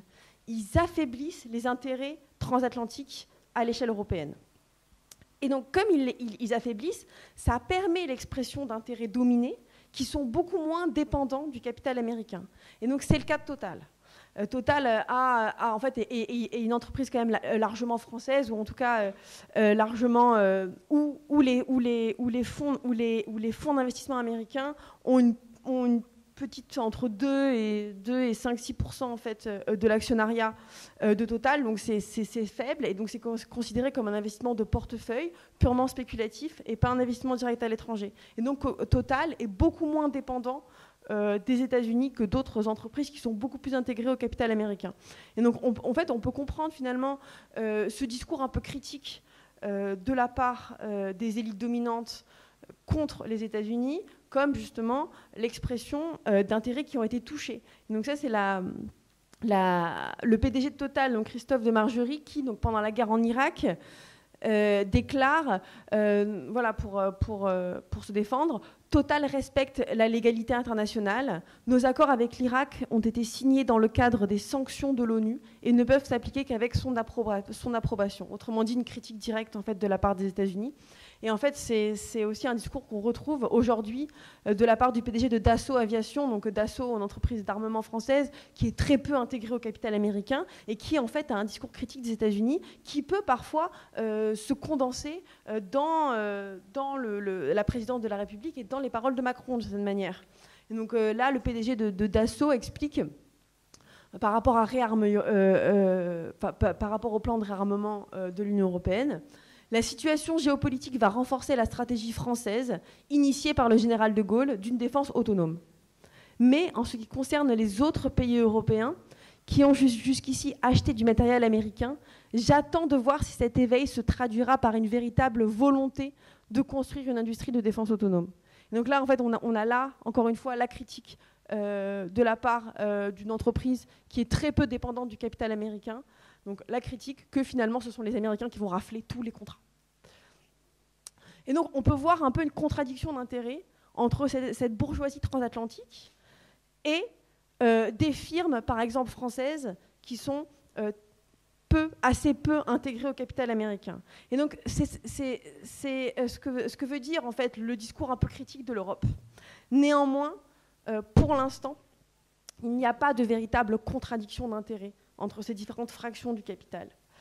Et en fait, comment ça se traduit? Ça se traduit par à la fois des entreprises qui sont moins dépendantes du capital américain, qui défendent Rearm Europe, donc le plan de réarmement, mais aussi toutes les filiales américaines qui défendent le plan de réarmement. Donc il n'y a pas vraiment de contradiction, autrement dit, entre un capitalisme qui serait plutôt national, entre des multinationales qui seraient plutôt, enfin ce qu'on appelle des champions nationaux, par exemple Total en France, et les filiales américaines. Donc il y a plutôt un alignement en réalité à l'échelle européenne des intérêts vers donc, une politique de réarmement de l'Europe. Et donc ce qu'on peut voir ici, c'est que finalement l'Union européenne représente en grande majorité les intérêts de cette bourgeoisie transatlantique. Et là, on peut se demander, finalement, quelles sont les conséquences sur le paysage politique français. Et avant ça, on a vu que l'Union européenne cristallise essentiellement les intérêts de cette bourgeoisie transatlantique. Et comme l'a un peu dit Statis par rapport à la crise économique et à l'idée que l'Union européenne n'est pas réformable, l'Union européenne ne cristallise pas les intérêts du travail. Et donc là c'est l'exemple de la crise de 2008. On voit que la crise, elle touche d'abord, donc par rapport à ce que tu disais sur le développement inégal de l'Europe, le développement inégal et combiné, on voit que la crise économique de 2008, elle touche d'abord le centre de l'Europe, donc l'Allemagne, essentiellement. Ensuite, donc fin 2008, ensuite fin 2009, il y a une reprise dans le centre, notamment dans l'Allemagne, qui est liée à la fuite des capitaux dans la périphérie de l'Est, qui revient en Allemagne, et là, boum, c'est le début de la crise dans les pays de l'Est. Donc là, on est fin 2009. Et 2020, c'est une erreur, donc c'est 2014, 2010, c'est le pic de la crise dans les pays du Sud. Donc on a le centre et les deux périphéries, périphérie de l'Est, périphérie du Sud. Et donc comme il y a différentes temporalités du capitalisme, la crise, elle ne touche pas les pays au même moment, autrement dit, les mouvements sociaux ne sont pas coordonnés, ils ne sont pas synchrones pour toucher au même moment l'Union européenne. Et par ailleurs, ils ont différentes subjectivités. Par exemple, à l'Est, donc on voit que c'est plutôt la droite, voire l'extrême droite qui gagne, alors qu'au Sud, c'est plutôt la gauche, donc Syriza avant la trahison, Podemos en Espagne et le Bloco au Portugal. Autrement dit, il n'y a aucun mouvement social qui peut se condenser à l'échelle européenne. Et comme on l'a vu précédemment, l'Union européenne est donc une autoroute pour la bourgeoisie transatlantique. Et si on regarde un peu comment ça se traduit d'un point de vue, donc là, si on recentre un peu sur le contexte français, cette inégalité des intérêts qui se cristallise à l'échelle européenne, on voit qu'il y a plutôt un bon sens à ce niveau-là et que les Français sont majoritairement eurosceptiques, donc seulement 36% des Français ont confiance dans les institutions européennes. Donc la France est un des pays les plus eurosceptiques avec la Grèce, pour des raisons assez évidentes. Si on se demande un peu quelles sont les raisons de cet euroscepticisme, on voit qu'il y a plutôt une cohérence avec ce que j'ai démontré avant, c'est-à-dire l'idée que l'Europe représente cette bourgeoisie transatlantique, même si ce n'est pas exprimé comme tel. On voit, par exemple, dans les sondages, qu'une des raisons majeures pour lesquelles les Français, comme les Grecs d'ailleurs, sont eurosceptiques, ce n'est pas parce qu'ils sont racistes, contrairement à ce qu'on pourrait imaginer, mais c'est parce qu'ils ont une méfiance à l'égard de la mondialisation. Donc, autrement dit, dans les sondages européens, qui sont pourtant des sondages qui sont bien trafiqués, même dans les sondages européens, on voit que la raison principale, c'est la mondialisation. C'est cette bourgeoisie transatlantique qui a bien été identifiée par les populations. Ouais. Et en même temps, toujours dans cette logique en fait, de critique des institutions européennes, on voit que ça se traduit d'un point de vue du vote, par le vote à des partis eurosceptiques, particulièrement dans le cas de la France. Et quels sont ces partis eurosceptiques ? Donc, Stefano Palambarini et Bruno Amable l'ont montré donc, dans leur ouvrage Pour un bloc bourgeois, l'illusion du bloc bourgeois, que l'Europe restructure les différents partis politiques, non plus sur un clivage gauche-droite, mais sur un clivage pro- et anti-Union européenne. Donc, le bloc transatlantique dont on parlait tout à l'heure, la bourgeoisie transatlantique, est représenté par le bloc pro-européen, donc c'est A sur la droite et B sur la gauche. Donc A, c'est les républicains, Macron, B, le Parti socialiste et les écologistes, qui sont donc pro-européens et donc qui incarnent en fait cette bourgeoisie transatlantique. Et on voit que sur la droite, les souverainistes, donc, jusqu'à un certain moment, et donc là on va venir tout de suite, c'était incarné plutôt par Marine Le Pen et le RN, et sur la droite plutôt par la France insoumise. Pardon, oui. Oula. Sur la gauche par la France insoumise. Mais aux dernières élections européennes, ça a un peu changé. Et donc, contrairement à d'autres pays européens, la France a cette exception que Macron et la droite, donc, qui incarne ce bloc transatlantique, a perdu les élections à la faveur du Rassemblement national. Et si on regarde d'un point de vue des différentes couches sociales qu'exprime le vote au Rassemblement national, on voit que la différence se fait largement à la faveur donc, des cadres et des professions intermédiaires. Autrement dit, on voit que la bourgeoisie transatlantique a considéré que Macron n'était plus assez stable pour défendre ses intérêts et que désormais, c'est plutôt le Rassemblement national qui incarnera cette bourgeoisie transatlantique. Autrement dit, le Rassemblement national devient un parti interclasse, donc à la fois populaire, mais surtout récemment un parti bourgeois, donc favorable donc de plus en plus à l'Union européenne.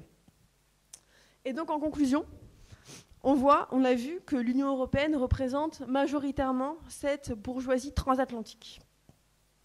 Et on a vu aussi que cette bourgeoisie transatlantique, elle a choisi l'extrême droite pour sauvegarder ses intérêts donc, dans le contexte de la rivalité avec la Chine, mais aussi dans le contexte de la montée en puissance de la France insoumise.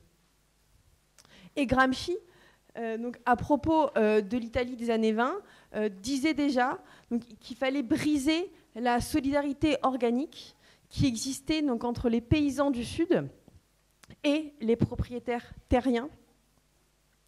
Donc, une solidarité qui était organisée organiquement par l'Église contre les ouvriers du Nord. Et donc, si on essaie de transposer un peu ce contexte, donc, toutes choses égales par ailleurs en France, donc il faudrait que la gauche brise la solidarité des classes rurales blanches en France avec cette vision néolibérale et d'extrême droite, même si on a vu que ce n'était pas en réalité celle qui profitait aujourd'hui, en tout cas aux dernières élections européennes, à l'extrême droite. Et donc il faut briser cette solidarité des classes populaires donc, rurales avec la vision néolibérale qu'elles entretiennent et leur hostilité vis-à-vis des classes populaires urbaines non blanches. Et il faut donc, dans ce cadre, que la gauche puisse réinvestir par sa propre intellectualité organique des liens avec ces milieux sociaux ruraux. Et on est plusieurs à penser ici que sortir de l'Union européenne permettra donc, de parler à la fois donc, aux classes populaires blanches et aux classes populaires non blanches, ce qui permettrait d'affaiblir à la fois l'impérialisme transatlantique, comme on l'a vu parce que l'Union européenne incarne cette bourgeoisie transatlantique, et ça permettrait aussi de développer un programme social, un programme de rupture, notamment celui de la France insoumise. Et donc pour terminer, je fais référence aussi à Fanon, puisque c'était aussi la référence centrale qui était mise à l'honneur dans cette école d'été de parole d'honneur. Et donc je vais vous lire une citation qui est donc dans les damnés de la Terre, donc qui est extraite d'une communication qu'il a faite au 2e congrès des écrivains artistes noirs à Rome en 1959, donc, en ayant en tête le contexte du Frexit éventuellement. Et donc bon, là c'est un autre contexte bien sûr, mais bon, on peut voir un rapprochement. Et donc il dit « Et voici venu le moment de dénoncer le pharisaïsme de certains. La revendication nationale, dit-on ça et là, est une phrase que l'humanité a dépassée. L'heure est aux grands ensembles, et les attardés du nationalisme doivent en conséquence corriger leurs erreurs. Nous pensons au contraire que l'erreur, lourde de conséquences, consisterait à vouloir sauter l'étape nationale. Si la culture est la manifestation de la conscience nationale, je n'hésiterai pas à dire, dans le cas qui nous occupe, que la conscience nationale est la forme la plus élaborée de la culture. La conscience de soi n'est pas fermeture à la communication. La réflexion philosophique nous enseigne au contraire qu'elle en est la garantie. La conscience nationale, qui n'est pas le nationalisme, est la seule à nous donner dimension internationale. Je vous remercie.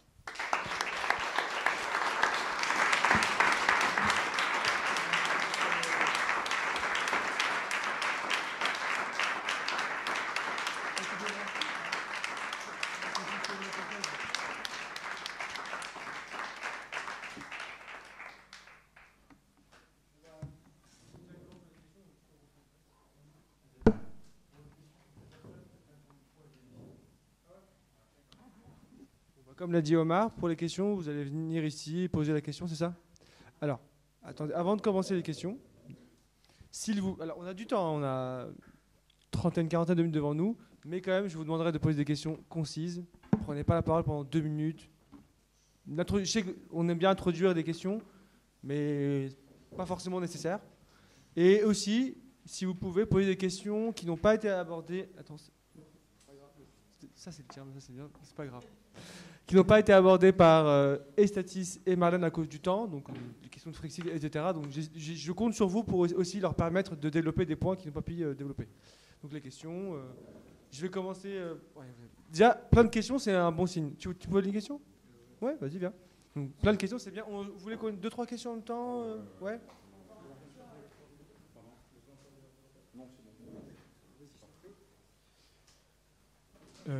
Alors, du coup, merci pour votre intervention. Statis, tu t'avais du coup évoqué et démontré le fait que la sortie du coup de l'Union européenne pourrait, est un petit peu essentielle quand on veut avoir une politique autre que la politique néolibérale, du fait que structurellement elle amène à nous enfermer là-dedans. Maintenant aussi, il me semblait aussi qu'en écoutant un moment Mélenchon, il y avait aussi l'idée que ça pourrait être une perspective un petit peu plus en lien avec la question décoloniale, qui pourrait être amenée aussi à contester les simples voies d'alignement à l'impérialisme, et qui pourrait aussi porter peut-être un projet à l'échelle plus internationale de non-alignement autre que celle-ci. J'aime que vous vous exprimez là-dessus. C'est bon? Vous avez pris vos notes ou c'est clair? Ouais. Ouais. Moi, j'avais une question plus question de stratégie et d'alliance sur pour briser le capital transnational européen, transatlantique, pardon. Vu que le 7 octobre il y aura Faire Bloc, Faire Peuple notamment, la question de en quoi quels seraient les mots d'ordre, parce que pour pas que il y aurait une récupération par exemple de Philippe de Villepin vis-à-vis des personnes indigènes, mais aussi où il y a le RN qui commence à avoir un discours de démondialisation de manière très floue, assez confuse, mais qui sur des discours écologistes peuvent avoir de l'effet. Et du coup, ce serait quoi ces mots d'ordre? Est-ce que ce serait un appel aux indigènes d'aller en ruralité, populaire blanche, voilà. Merci. Ouais, si vous pouvez passer, sinon je serais venu. Mais... Vous voulez combien de questions de suite? Il y a 5-6 questions, c'est peut-être trop, non? Peut-être en 2 salles. 4, ça fait 6 personnes qui lèvent. Je vois qu'il y a beaucoup de... Oui, mais on peut le faire en 2 salles si vous voulez. Ok, d'accord. Ouais. Okay. Donc je prends celle-là, après on refera une autre salle de questions, ça vous va? Juste petite précision sur ce que tu as dit tout à l'heure. En fait, la phrase exacte et traumatisante qui a eu lieu au moment de la Grèce, c'était « Il n'y a pas de démocratie en dehors des traités ».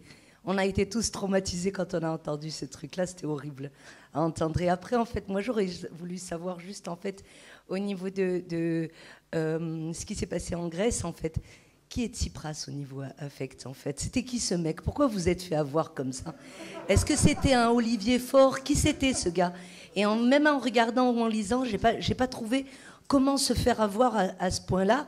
Est-ce que nous, on peut se faire avoir aussi? C'est ça, en fait, ma question. C'est qui était ce gars? Merci beaucoup. Donc, on reprendra les questions ensuite. Hein. Grande question. Vous voulez commencer par la première, peut-être? Marlène, Statis.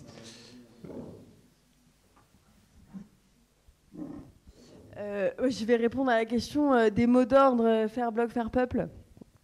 Nous, on a comme mot d'ordre, on a évidemment nos positions à la guerre, nos positions au réarmement européen. Et donc, je pense que ça, c'est un marqueur en fait politique. Voilà. C'est un marqueur politique assez fort. Et bon, après, il faut qu'on en discute entre nous. Mais je pense qu'il y a quand même un point central, c'est la question de l'OTAN, en réalité, qui est massive, en fait, dans cette affaire. Parce que voilà, comme on l'a montré, la politique européenne de défense va directement se faire à l'avantage des États-Unis. Donc je pense que le fait de pointer les États-Unis comme étant un peu l'ennemi principal dans cette dynamique est un mot d'ordre qui va permettre de clarifier, comme dirait l'autre. Statis, tu vas ajouter quelque chose?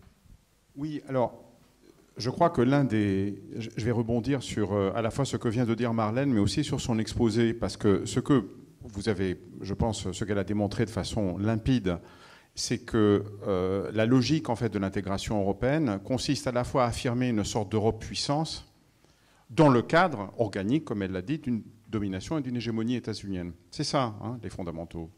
C'est aussi la raison pour laquelle ceux qui pensaient que l'Europe allait permettre le dépassement du nationalisme se sont complètement trompés depuis le début. Parce que cette Europe puissance est un discours qui permet à chaque nationalisme des États constitutifs, et a fortiori des États dominants, de se réaffirmer. C'est le fameux slogan, mais tous les gouvernements européens le disent, hein, une France forte dans une Europe forte. Hein, une France puissance dans une Europe puissance. Une Europe puissance nous rend tous plus puissants. Alors dans les pays périphériques qui sont des losers, c'est présenté sur un mode plus défensif. Au moment de la crise grecque, par exemple, le scénario qui jouait, c'est que, ok, l'Union est en train, permettez-moi, excusez-moi l'expression, de nous niquer, mais si on quitte l'Europe, on va se tiers-mondiser. C'était ça, hein, le discours, notamment par tout le bloc bourgeois, l'équivalent du bloc bourgeois en Grèce, c'était ça.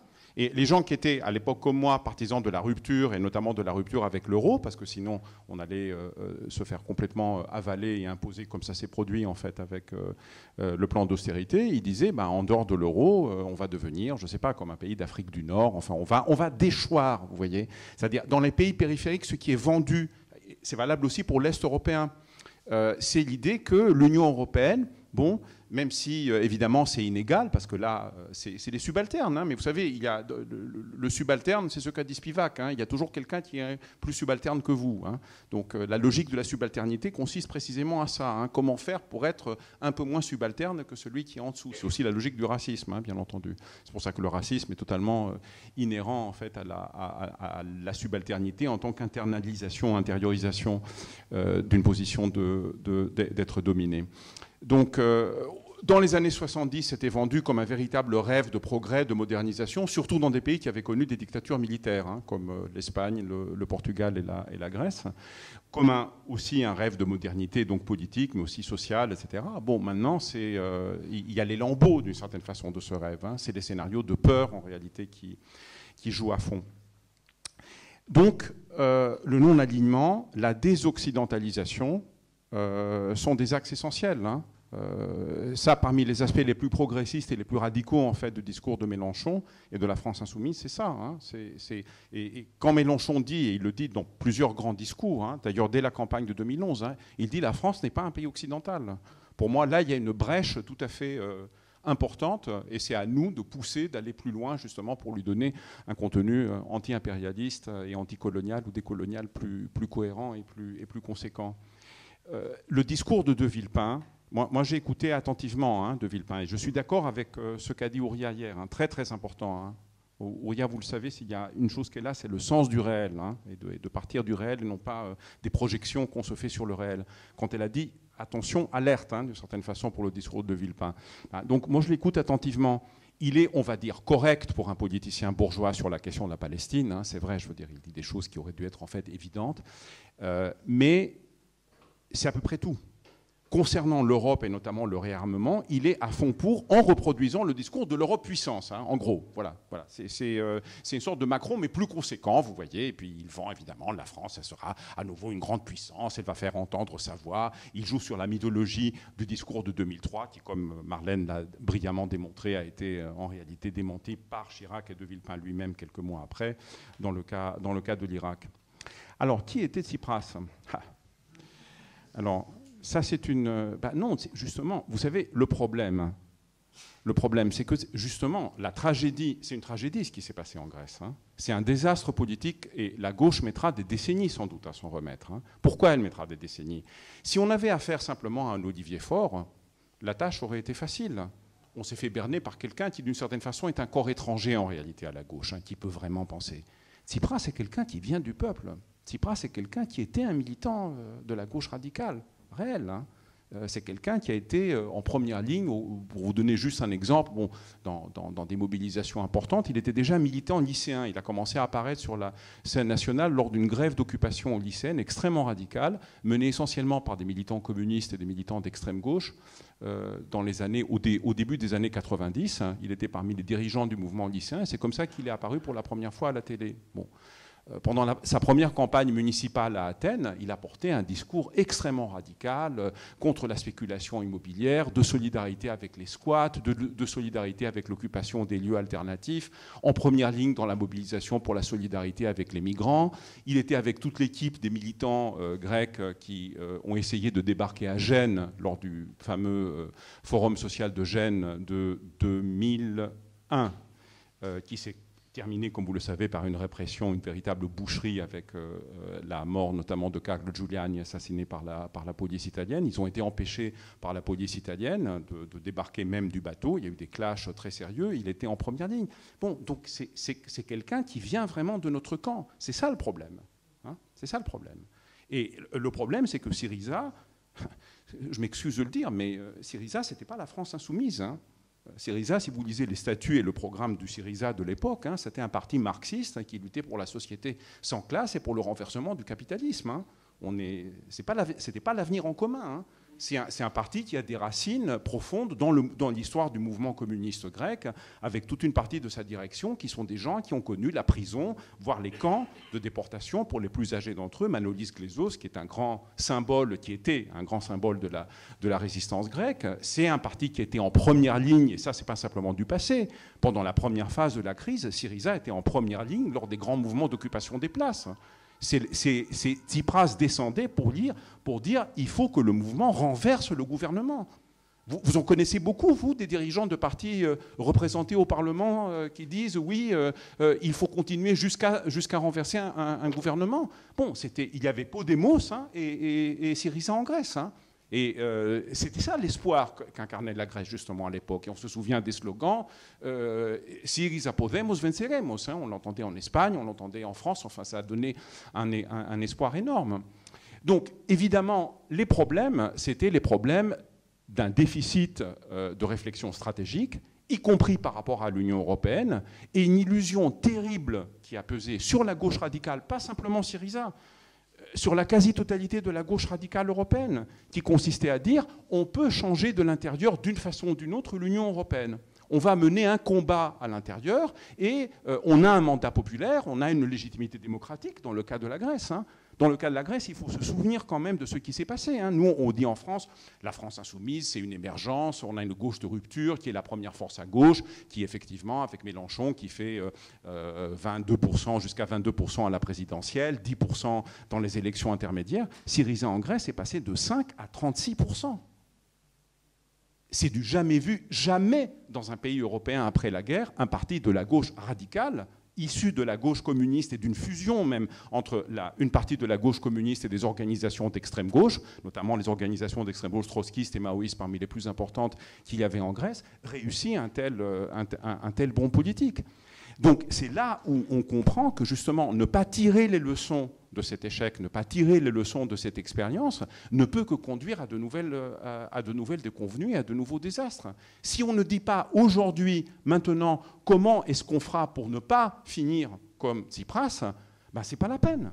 C'est pas la peine. Bon, et là, il faut être clair. Hein, je ne crois pas que Marlène sera en désaccord avec moi. C'est un débat, si vous voulez, qui d'une certaine façon se mène de façon feutrée à l'intérieur même de la France insoumise, mais il y a eu recul sur les positions adoptées à un certain moment. Pour ceux qui se souviennent, entre 2017 et 2022, il y avait l'idée plan A, plan B. Bon, là, on a reculé par rapport à ça. On tient bon sur la logique désobéissance par rapport au traité. Et ce n'est pas par hasard si là, lors des négociations, vous avez vu avec les autres forces de gauche, les Verts, le PS, etc., c'est là-dessus que ça coince. Ce n'est pas par hasard, bien sûr. Bon, donc, mais désobéissance par rapport au traité, c'est bien, mais ce n'est pas assez. C'est clair. Si d'une façon ou d'une autre, on ne prépare pas les forces populaires à ce qui sera inévitablement une épreuve de force si on commence à vouloir réaliser le programme, bah, on va à la défaite. On a en face des gens qui peuvent couper, qui peuvent détruire le système bancaire français littéralement en une nuit. En une nuit. On peut débrancher le système des transactions financières par rapport à Francfort. Voilà.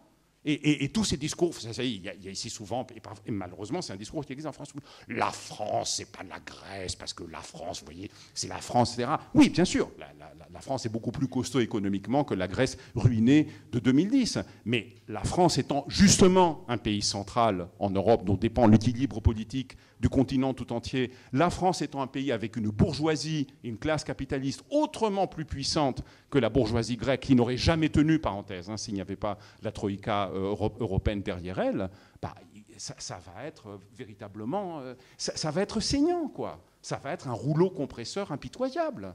L'idée selon laquelle, ah oui, vous savez, nous on sera en France, enfin ce genre de rodomontade, il n'y a rien de pire que ça. Le petit Tsipras, à sa mesure, il faisait ce même type de rodomontade. Il disait, mais non, on a un mandat démocratique, ils vont nous écouter, etc. Ils l'ont écrasé. Ils l'ont écrasé. Voilà.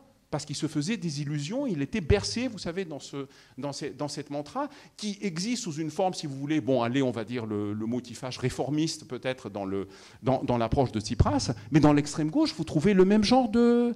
Vous trouvez quelque chose sous une forme parfois un peu gauchiste, hein, dans « Oh, l'Union européenne », mais enfin, j'avais fait à peu près un topo comparable à ce que je viens de vous faire lors d'une université d'été du NPA il y a quelques années. On m'avait dit « Mais enfin, l'Union européenne, pourquoi se préoccuper de l'Union européenne si on a la révolution, il y aura la guerre civile, alors l'Union européenne, vous savez, etc. » Oui, bah, c'est le même genre de rodomontade. Voilà, on est déconnecté du réel, tout simplement. Merci beaucoup.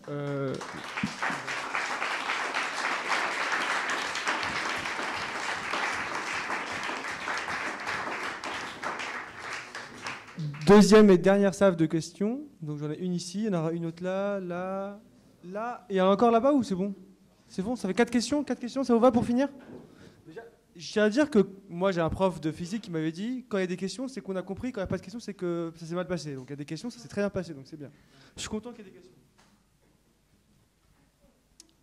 Merci pour l'intervention. Alors déjà bonjour, je m'appelle Ryan.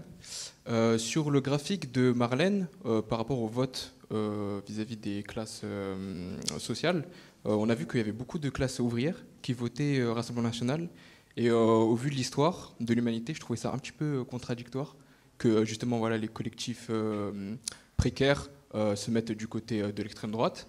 Donc je voulais poser la question, quels sont les liens entre les politiques néolibérales de l'Union européenne et voilà, la montée des votes populaires vers l'extrême droite?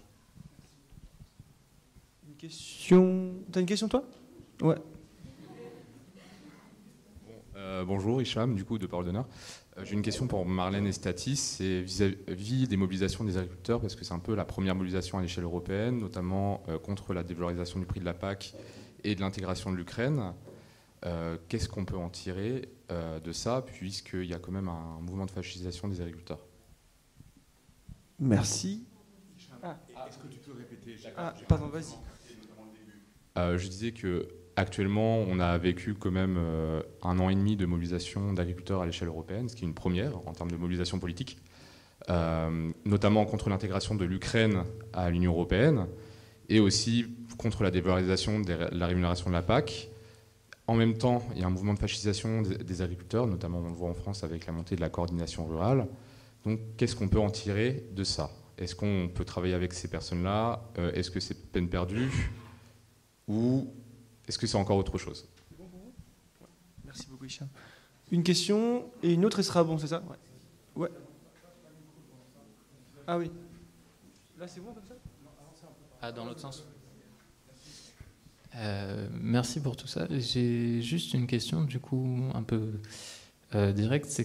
C'est quoi le nationalisme, internationalisme et comment internationaliste et comment on fait pour que ça puisse réellement séparer la classe bourgeoise et les classes populaires racistes, on va dire, ou qui ont tendance à considérer que le nationalisme, ça marche très bien comme ça existe, et pour leur faire préférer notre copie à leur original en soi.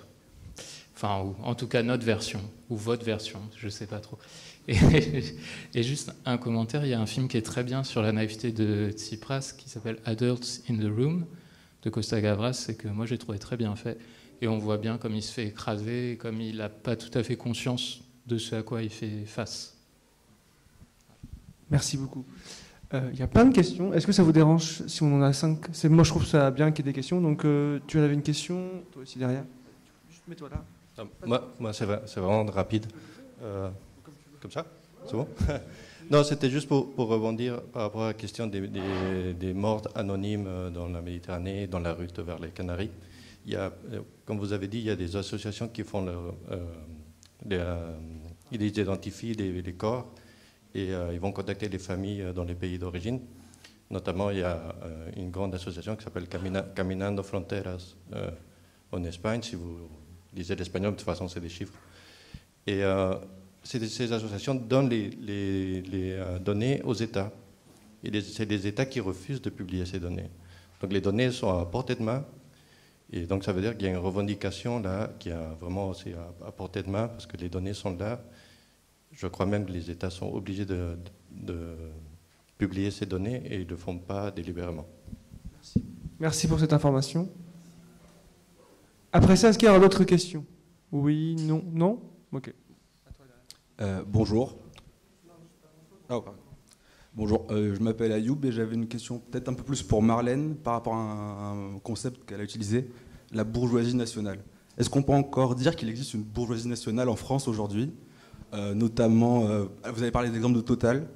Alors j'ai eu l'occasion de parler avec son directeur financier l'an dernier qui expliquait qu'ils sont en train de tout faire pour sortir de la France par tous les moyens. Les ingénieurs, à l'épuiser dans les pays dans lesquels ils travaillent. Financièrement, ils comptent très prochainement partir à New York pour leur siège social et ensuite pour la place financière. Et quelque part, il ne restera plus que quelques pompes à essence qui seront anecdotiques. Merci pour avoir fait ce travail d'espionnage pour nous. Quelqu'un a-t-il une autre question? Non? Ok, bah ça sera notre dernière. Ah si, une question. Bah, c'est bien, des questions, moi je suis content, franchement. Ok. Bonjour. Merci d'avoir porté cette question aujourd'hui. En fait, dans ce que vous avez dit, bon, moi je ne suis pas sûre d'avoir tout compris, mais quand même je me suis un peu accrochée et tout. J'ai compris que il y a quand même la proposition d'un Frexit et d'une sortie aussi de l'OTAN. Et en fait, il y a quand même pas mal de gens aujourd'hui qui sont séduits par le Frexit, mais le Frexit qui est proposé par l'UPR de manière très explicite. Et question un peu naïve, mais du coup, quelle est la différence avec les personnes qui proposent ce Frexit à l'UPR? Très bonne question. Tu pourras faire ton point sur le Frexit si tu veux. Alors, il y a eu beaucoup de questions. Merci d'avoir pris des notes parce que moi, j'ai oublié les questions. Donc, Marlène... Oui, mais donc allez-y. Hein, qui veut commencer? Est-ce que tu veux reprendre sur cette question-là? Enfin, Marlène, Statis, c'est comme vous voulez. Je vous laisse gérer. Vas-y, Marlène. Il nous reste 20 minutes, donc vous pouvez un peu élaborer vos réponses. Ok, je vais essayer de répondre à la question sur le rôle, enfin le rapport entre l'Union européenne, le RN, éventuellement la différence entre ce que nous on propose comme Frexit et un Frexit d'extrême droite. Donc le lien entre l'Union européenne et l'extrême droite, ou en tout cas le vote des classes populaires vis-à-vis de l'extrême droite, il est assez simple. L'Union européenne, comme Statis l'a bien montré, organise justement la fin des services publics, donc des politiques néolibérales, etc., qui visent en fait directement en réalité les classes populaires blanches, parce que les classes populaires non blanches n'avaient pas vraiment accès à ça. Donc ce que Statis a appelé donc l'époque du Fordisme, avec donc des politiques sociales, des politiques de redistribution, etc. Et donc l'Union européenne met fin à ces politiques depuis 1986 et l'acte unique européen.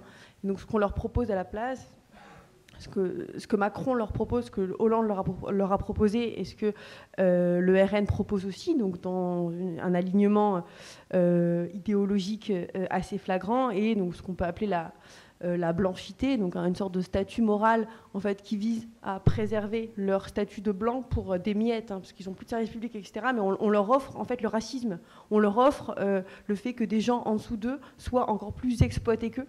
Et donc c'est ce que les sociologues appellent de façon assez statique, je trouve. Mais bon, bref, la conscience triangulaire, le fait de dire qu'il y a en haut les dominants, au milieu, donc les blancs, et en dessous, les non-blancs, et le fait que les classes populaires blanches reportent leur colère, non pas sur les dominants, mais sur les non-blancs qui sont les plus exploités. Et en fait, alors que la gauche, elle a été assez timide vis-à-vis de la question de l'Union européenne, qui est-ce qui a capitalisé sur ça ? C'est l'extrême droite, jusqu'aux dernières élections, et peut-être avant l'arrivée de Bardella, qui lui incarne plutôt la fraction néolibérale. Marine Le Pen, elle a capitalisé sur justement cette critique de l'Union européenne, qui n'a jamais été importante en réalité, mais elle, comme d'autres, en fait, à l'échelle européenne, ont capitalisé sur ça, sur cette conscience triangulaire et cette critique justement de l'Union européenne, ce qui leur a permis de gagner des voix en réalité. Et voilà, et je pense que toute la différence entre nous et l'extrême droite, je pense qu'elle tient à notre sortie de l'Union européenne, à notre Frexit qui serait évidemment décolonial, antiraciste. Et donc on peut mettre des lignes rouges assez claires, le soutien de la Palestine, l'accueil de tous les migrants, en fait, des choses en fait qui sont assez simples comme ça, mais qui rejoignent en fait pour partie un peu l'idée de Mélenchon et de Nouvelle-France et de non-alignement, une France donc qui serait souveraine, non alignée et surtout en soutien avec le peuple palestinien, mais nous, en fait, on pourrait un peu pousser ça vers la gauche et en fait, en soutien avec les luttes donc décoloniales plus généralement. Voilà, donc j'ai un peu répondu aussi c'est quoi le nationalisme internationaliste. Et sur Total, oui, en fait, j'ai appelé ça bourgeoisie nationale, mais en fait, c'est pas du tout une bourgeoisie nationale, effectivement. Mais en fait, ce que je voulais dire, j'ai appelé ça plutôt un champion national, c'est-à-dire qu'en fait, donc c'est donc une entreprise qui touche des subventions de l'État français énormes en réalité, et qui est en fait subventionnée par la France, et surtout, c'est une entreprise qui est moins dépendante que d'autres en fait au capital américain, c'est-à-dire que les fonds d'investissement américains sont pas forcément très présents dans Total, même s'ils sont présents, on va dire en dessous de 10%. Il y a d'autres entreprises européennes qui sont massivement plus liées aux États-Unis, et un peu c'est ce que j'essaie de montrer, c'est-à-dire pourquoi est-ce qu'on a un discours un peu critique de la part de l'Europe, en tout cas qui se voudrait critique vis-à-vis des États-Unis, ça reflète un peu ces intérêts du capital qui sont plus liés à la France et moins liés aux États-Unis. En gros, voilà. Bien. Alors, je réponds. Je vais commencer par la question du rejet de l'Europe par les classes populaires, et de l'enjeu que ça représente et de la course, enfin de la compétition qui existe entre le pôle d'une gauche de rupture et l'extrême droite sur ce terrain. Alors, il y a le 4 juin, ici même, dans la salle d'en bas, avec à peu près la même configuration, c'est-à-dire les camarades de PDH, etc., on a organisé un événement sur le double anniversaire des 20 ans du non au traité constitutionnel européen de 2005 et des émeutes, ce qu'on appelait les émeutes de banlieue de 2005. Alors, les vidéos sont disponibles, mais ce sur quoi je veux insister, c'est le fait que le non français de 2005 au TCE est une sorte de boussole pour la manière dont il faut s'y prendre. Pourquoi ? Le traité constitutionnel européen, c'est un traité qui consistait à constitutionnaliser toutes ces politiques néolibérales. À l'époque, l'extrême droite était la seule à avoir un discours très cohérent avec Jean-Marie Le Pen, Le Pen père, nationaliste, raciste, mais ciblant de façon très claire l'Union européenne. Ils avaient, d'une certaine façon, un boulevard devant eux. Dans d'autres pays européens, notamment aux Pays-Bas, où il y avait un référendum à peu près au même moment que la France, et qui s'est également soldé par un non, c'est totalement un non de droite radicale et d'extrême droite, un non réactionnaire qui a dominé. En France, non. Pourquoi ? Parce que la gauche eurosceptique, on va dire, en tout cas opposée au néolibéralisme façon Union européenne, a su s'unir et mener une campagne extrêmement dynamique. Alors heureusement, en un sens, on n'est pas très nombreux, vu notre âge, vu les âges que je vois ici, à avoir pu vivre ou assister ou peut-être participer à cette campagne. Pour moi, ça a été un moment politique extrêmement important. Et c'est le moment où en réalité, une gauche de rupture émerge en France. C'est le moment où Mélenchon émerge sur la scène publique en tant que dirigeant d'envergure nationale, et où on a vu dans une même tribune, côte à côte, Mélenchon pour le PS, le PC à l'époque, qui était beaucoup moins réac et chauvin que le PC de Roussel que nous connaissons aujourd'hui, la LCR, mais aussi toute une partie du mouvement social, rien de moins que la CGT, Attac, enfin d'autres organisations. Et ça a été une campagne de politisation de masse qui a été menée à l'échelle du pays, avec vraiment des milliers, voire même des dizaines de milliers de réunions dans toutes les échelles. Et c'est complètement l'argumentaire de la gauche, non au TCE veut dire non au néolibéralisme, qui l'a emporté. Alors, ça n'a pas eu de traduction politique, malheureusement, immédiate, parce que la fragmentation de la gauche radicale a ressurgi lors de la présidentielle de 2007. Mais bon, ça s'est capitalisé après, avec le Front de gauche, puis après avec la France insoumise. Mais c'est ce qui a permis de capter le lien avec le rejet populaire de l'Union européenne. Et ce rejet populaire était un rejet de classe. C'est-à-dire que dans les urnes, les classes populaires se sont unies, ont dépassé le clivage entre le non, si vous voulez, qui venait de la droite radicale, qui avait déjà, moins puissante qu'aujourd'hui, mais qui avait déjà un électorat populaire tout à fait conséquent à l'époque, et l'électorat de la gauche radicale. Alors, j'ai les sondages sortis des urnes. 80% des ouvriers ont voté non, 67% des employés, et par rapport au référendum sur Maastricht, qui était passé d'une tête, 53% des professions intermédiaires qui avaient voté oui à Maastricht majoritairement. Le oui n'a été majoritaire que dans les cadres supérieurs, les indépendants, les retraités et dans les tranches d'âge de plus de 60 ans. Et si vous regardez la répartition territoriale du vote, c'est absolument saisissant. Le vote oui a culminé à Neuilly, les Hauts-de-Seine, Saint-Cloud, Saint-Germain-en-Laye, le 7e arrondissement de Paris, etc. Et le non a culminé en Seine-Saint-Denis, dans la commune industrielle de Rouen et dans la commune ouvrière de Lyon. Et parenthèse, parce que ça c'est un sujet de débat, si vous voulez, on dit souvent que dans les quartiers populaires avec forte population racisée, la campagne sans doute a été moins dynamique. Et effectivement, la participation a été plus faible. Mais la participation moyenne déjà était beaucoup plus importante que ce qui était prévu, autour de 60%. Elle était un peu moins dans certains quartiers populaires. Dans les villes populaires de la Seine-Saint-Denis, c'était entre 56, 57, 58%. Donc un peu en deçà de la moyenne, mais les scores étaient absolument massifs. C'est-à-dire que si on se déplaçait, le score de Saint-Denis, c'est 67%, le Petit-Quevilly à Rouen, c'est 72%, Vaux-en-Velin, c'est 75%. Enfin, c'est-à-dire, si on allait voter, c'était pour voter non au TCE, quoi, dans les quartiers, si vous voulez. Ça a certainement moins mobilisé la jeunesse, je pense, qu'ailleurs, mais en tout cas,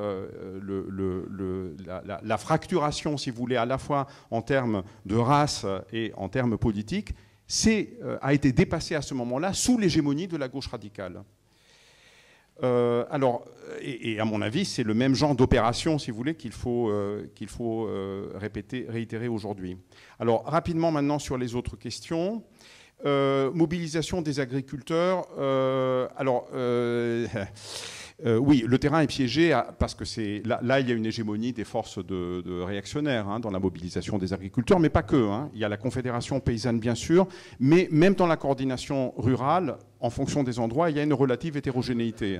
Bon, quelqu'un qui, du côté de la France insoumise, connaît très bien ces questions, c'est Aurélie Trouvé, par sa formation d'ingénieur agronome, mais aussi par les liens qu'elle a avec les secteurs progressistes, si vous voulez, et de gauche des agriculteurs. Et elle nous dit que, justement, elle refuse d'offrir, d'une certaine façon, de cataloguer en bloc la coordination rurale du côté de la droite.